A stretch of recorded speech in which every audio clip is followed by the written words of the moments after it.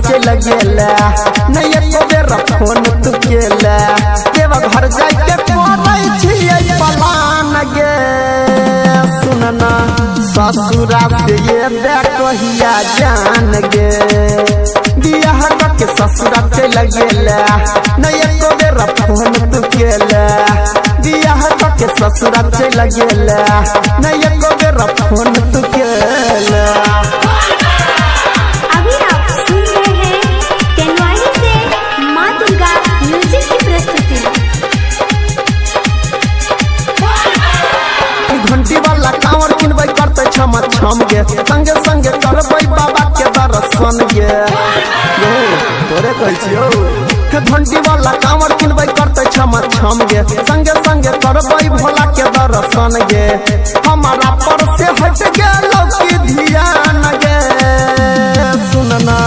ससुरा से अइबे कहिया जान गे बियाह के ससुरा चल गेला नहीं एको बेर फोन तू केला बियाह के ससुरा चल गेला नहीं एको बेर फोन तू केला।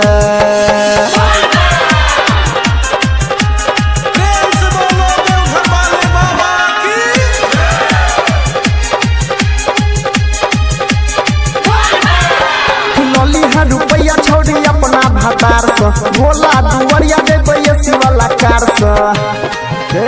जमीन लोली रुपया छोड़ी अपना भतार से भोला दुवरिया देबै वाला कार से की न देब मेकअप के सामान गे सुनना ससुरा से ये बेटहिया जान गे बियाह के ससुरा चल गेला नहीं एको बेर फोन तू केला बियाह के ससुरा चल गेला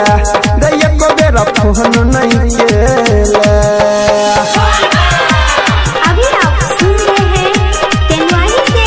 माँ दुर्गा म्यूजिक की प्रस्तुति।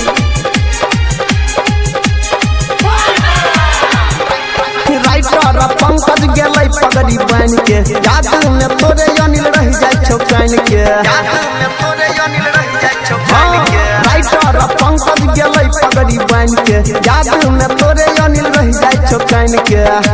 जल चढ़ेबै होय के बिहान गे सुनना ससुरा से ये बेटहिया जान गे बियाह के ससुरा चल गेला नहीं एको बेर फोन तू केला बियाह के ससुरा चल गेला नहीं एको बेर फोन तू केला।